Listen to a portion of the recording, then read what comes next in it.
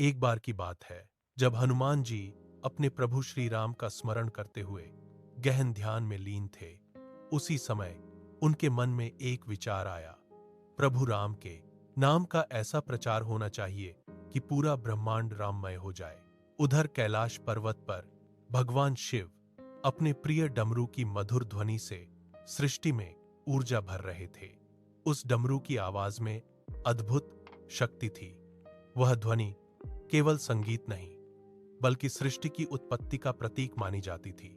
हनुमान जी ने सोचा, अगर मुझे महादेव का डमरू मिल जाए तो मैं उसकी ध्वनि से हर जगह राम नाम गूंजा सकता हूं।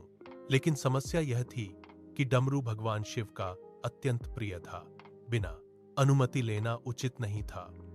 फिर भी उनके मन में यह भावना थी कि यह कार्य प्रभु राम की महिमा फैलाने के लिए है। एक दिन जब भगवान शिव गहन समाधि में थे, हनुमान जी धीरे से कैलाश पहुंचे।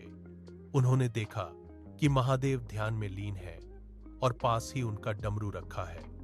हनुमान जी ने श्रद्धा से प्रणाम किया और मन ही मन कहा, हे महादेव, मुझे क्षमा करें, मैं यह आपके लिए ही कर रहा हूं। जैसे ही उन्होंने डमरू उठाया और बजाना शुरू किया, उसकी ध्वनि पूरे ब्रह्मांड में गूंज उठी।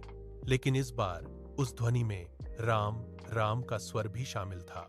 जहां जहां वह ध्वनि पहुंची वहां भक्ति की लहर दौड़ गई। उधर भगवान शिव ने अपनी समाधि खोली और मुस्कुराए। वे सब समझ चुके थे। उन्होंने तुरंत हनुमान जी को अपने सामने बुलाया।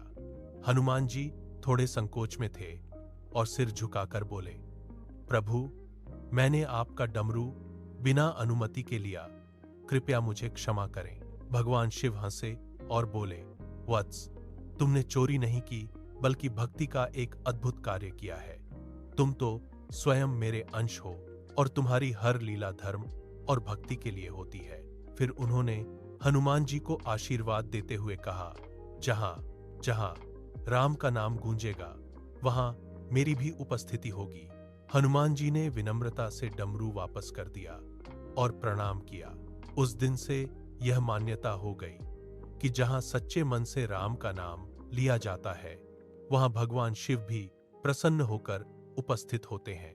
सीख, यह कहानी हमें सिखाती है कि सच्ची भक्ति में कोई स्वार्थ नहीं होता। अगर हमारा उद्देश्य शुद्ध और ईश्वर के प्रति समर्पित हो तो भगवान भी हमारे हर कार्य में साथ देते हैं।